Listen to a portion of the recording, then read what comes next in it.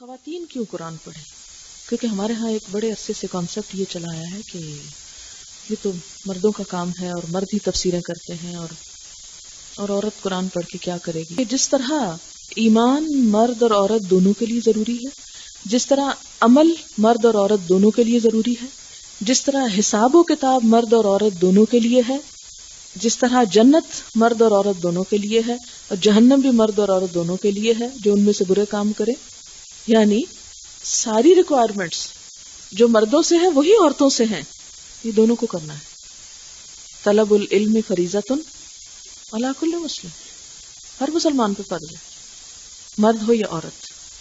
من عمل صالحا منکم من ذکر او انثی، جو بھی اچھا کام کرے گا تم میں سے، خواہ وہ مرد ہو یا عورت ہو، اس سے کوئی فرق نہیں پڑتا، اس کے لیے بہترین جزا ہے اللہ کے پاس. اب دیکھیں کہ نبی صلی اللہ علیہ وسلم پر جب پہلی آیات اتری تھی تو سب سے پہلے کس نے سنی تھی؟ حضرت خدیجہ نے سنی تھی.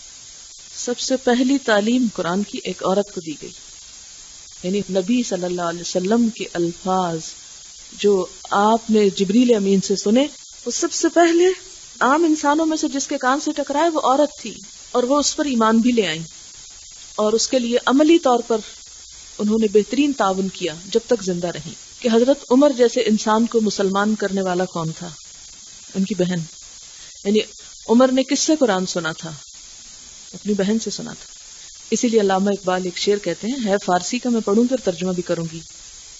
شعر ہے، ز یعنی از کا مطلب ہوتا ہے سے، شام یعنی مغرب کا وقت، ماں ہماری، برو آور باہر نکالو، برو یعنی باہر، آور لاؤ، سحر صبح، راہ کو یعنی ہماری شام سے صبح کو پیدا کرو.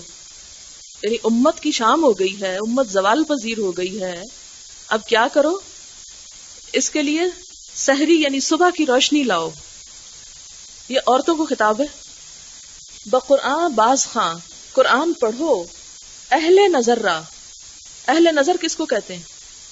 یعنی جو سمجھدار لوگ ہوتے ہیں، اہل نظر، جن کی اپنی ایک رائے ہوتی ہے، عقل مند لوگ. قرآن سناؤ اہل نظر کو، تم ہی دانی، تم جانتی ہو کہ سوز قرآن تو، کہ تمہارے قرآن پاک پڑھنے کے سوز نے دگرگوں کرد، بدل ڈالی تھی تقدیر عمر را، عمر کی تقدیر. اور عمر نے آگے جو کچھ کیا اس سب کا کریڈٹ اس بہن کو جاتا ہے. اقبال یہ کہتے ہیں کہ جب عورت قرآن پڑھے گی تو امت کے اوپر جو زوال کا اندھیرا ہو چکا ہے، یہ جو شام ہو چکی ہے، اس سے ایک نئی صبح پیدا ہوگی. اہل نظر یعنی جو بھی مرد ہیں وہ کہاں سے پیدا ہوتے ہیں؟ عورت کی گود سے. عورت ان کو آگے بڑھاتی ہے، عورت ہی کی تربیت سے وہ سب سے پہلے متاثر ہوتے ہیں. تو بقرآن باز خاں اہل نظر را، ان کے سامنے قرآن پڑھو، اہل نظر کے سامنے، کہ تم ہی دانی کہ سوز قرآن تو، تم جانتی ہو کہ تمہارے قرآن پڑھنے کے جو سوز ہے تمہاری آواز کے اندر اور تمہارے انداز کے اندر اور تمہارے دل کے اندر، کیونکہ جیسا کہ آپ جانتے ہیں کہ عورت کے اوپر جذبات غالب ہوتے ہیں عقل کی نسبت، اور قرآن جو ہے وہ انٹلیکٹ کو بھی انسان کے سیٹسفائی کرتا ہے لیکن اس سے زیادہ وہ دلوں پہ اثر انداز ہوتا ہے. تو اقبال کہتے ہیں کہ تم جانتی ہو کہ تیرے قرآن پڑھنے کے سوز نے دگرگوں کر بدل ڈالی تھی تقدیر عمر را، عمر کی تقدیر. تو آج بھی میں یہ سمجھتی ہوں کہ جب تک عورت کی پارٹیسپیشن اس کام میں نہیں ہوگی اس وقت تک قوم کی تقدیر نہیں بدل سکتی. لہٰذا کبھی بھی آپ یہ نہ سمجھیں کہ آپ پڑھ رہی ہیں تو کیا بنے گا، کوئی فائدہ نہیں، کوئی نوکری تو ملے گی نہیں، اور کیا ہاتھ آئے گا، یا ہم نے کون سا مفسر بننا ہے، ہم نے کوئی بہت بڑے کام کیا کرنے. نہیں، عورت کو اس کام کے کرنے کی ضرورت. اللہ تعالیٰ نے ازواج مطہرات کو حکم دیا تھا. وہ کہاں لکھا ہوا ہے؟ سورۃ الاحزاب آیت 34. ازواج مطہرات سے خطاب ہے.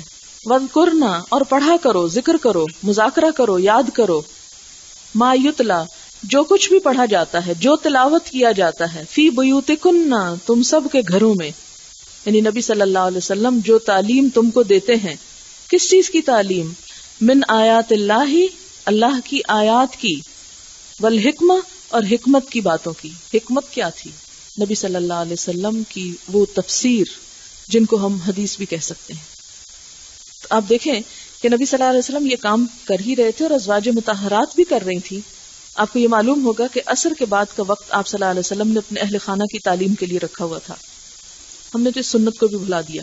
اب اس میں جو تاکید کی جا رہی ہے، اب دیکھیں کہ حکم تو ازواج مطہرات کو قرآن میں کیوں لکھ دیا گیا اور ہم اس کی تلاوت کیوں فرماتے رہتے ہیں؟ صرف ثواب کے لیے. حالانکہ اس میں ہم سب کے لیے ایک نمونہ ہے. جس طرح نبی صلی اللہ علیہ وسلم مردوں کے لیے کچھ چیزوں میں نمونہ ہے، ویسے تو وہ ہم سب کے لیے بھی ہیں، لیکن خواتین کے لیے ازواج مطہرات ایک نمونہ ہے خواتین کے مسائل میں. حالانکہ اگر یہ ویسے بھی جو قرآن پڑھنے کا حکم ہے یا غور و فکر کا یا تدبر کا یا تذکر کا یا سب کچھ وہ مرد اور عورت دونوں کے لیے ہے، لیکن آپ صلی اللہ علیہ وسلم کا گھرانہ جو تھا وہ تمام مسلمانوں کے لیے ایک بہترین نمونہ ہے، اور اس سے ہمیں بھی فائدہ اٹھانا چاہیے. اللہ تعالیٰ نے اپنے رسول صلی اللہ علیہ وسلم کے ذریعے آپ کے گھرانے میں سب سے پہلے اسکول یہ کھولے تھے، بیوتکن ازواج مطہرات. حالانکہ ایک گھر بھی کہہ دینا کافی تھا، لیکن سب کے گھروں کی طرف اشارہ کیا گیا. اس لیے یہ آپ کے اوپر ایک فریضہ ہے، اور آپ اگر اس کام کے لیے اپنا وقت لگائیں گی، اپنی محنت کریں گی یا کوشش کریں گی، تو کبھی یہ نہ سمجھیں کہ آپ اپنے دوسرے فرائض سے غافل ہو کے اس فرض میں پڑ گئی. کیونکہ بسا اوقات یہ شیطان ضرور خیال ڈالتا ہے. ایک عورت پر سب سے بڑی ذمہ داری یہ ہے کہ وہ اپنے شوہر کی اطاعت کرے یا بچوں کی لک آفٹر کرے یا گھر کا دیکھ بھال کرے. یہ قرآن پڑھنا تو اس کی اصل ذمہ داریوں کو نگلیکٹ کرنے کے برابر. یہ بات بھی سنیں گے آپ. ہم یہ نہیں کہتے آپ کو یہاں کہ آپ یہ پڑھنے میں اپنی دوسری ذمہ داریاں فراموش کر دیں. ان کو آپ چھوڑ تو نہیں سکتے، آپ کی وہ ذمہ داریاں آپ کے ساتھ ہیں. صرف آپ سے تقاضا اس بات کا ہے کہ ان کی ایڈجسٹمنٹ اس طرح کر لیں کہ ضروری حد تک وہ بھی ادا ہو جائیں. یعنی اتنے سالوں جو آپ نے ان کی خدمت کی، ان کے منہ میں نوالے ڈالے. لٹرلی ہم خواتین بچوں کے اور ڈالتے رہتے ہیں نا کہ بڑے بڑے بچے بھی ہو جاتے ہیں اور بسا اوقات جوان بھی ہو جاتے ہیں، تو ہم ان کے سرہانے کھڑے رہتے ہیں، یہ لو دودھ پی لو، اٹھو یہ کھا لو، وہ کر لو. کرنا چاہیے، اچھی بات ہے، لیکن ہم کہتے اچھا ابھی ذرا یہ کام کر لیں، بچے اسکول چلے، پھر زیادہ یکسوئی ہوگی، پھر بیٹھیں گے، پھر اتنے میں کوئی اور کام یاد آ گیا، اور بس کرتے کرتے سب کچھ گزر جاتا. اب چونکہ سر پہ پڑی ہوتی ہے، اس لیے دنیا ادھر کی ادھر ہوتی رہے، یہ کام کرنا ہی کرنا ہے. تو یہ ایک انسان کی نفسیات ہے کہ جب اس کے سر پہ پڑ جاتی ہے پھر وہ کر لیتا ہے، خود سے اتنی شرافت نہیں برتتا کہ یہ کرتا چلا جائے. خصوصاً ہم خواتین کی ذمہ داریاں بھی ایسی ہوتی ہیں کہ ہم نہیں کر پاتے. ویسے بھی یہ بات یاد رکھیں کہ سب کو یہ پتا ہوتا ہے کہ آپ اب پڑھنے والے ہو گئے ہیں، اس لیے لوگوں کی ذرا سی توقعات آپ سے کم ہو جاتی. مثلا رشتہ دار ہیں، برادری ہے، سب کو آپ کہہ دیں گے تو وہ بھی آپ کو موقع دیں گے. لیکن اگر آپ اپنے اندر اس حق کو ادا نہیں کریں گے اور پڑھنے سے سستی برتیں گے تو اس کو بھی ضائع کر ڈالیں گے. لہٰذا اس کو ضائع کرنے سے بچیں. خواتین کیوں قرآن پڑھیں؟ کیونکہ ہمارے ہاں ایک بڑے عرصے سے کانسیپٹ یہ چلا آیا ہے کہ یہ تو مردوں کا کام ہے اور مرد ہی تفسیریں کرتے ہیں، اور عورت قرآن پڑھ کے کیا کرے گی. جس طرح ایمان مرد اور عورت دونوں کے لیے ضروری ہے، جس طرح عمل مرد اور عورت دونوں کے لیے ضروری ہے، جس طرح حساب و کتاب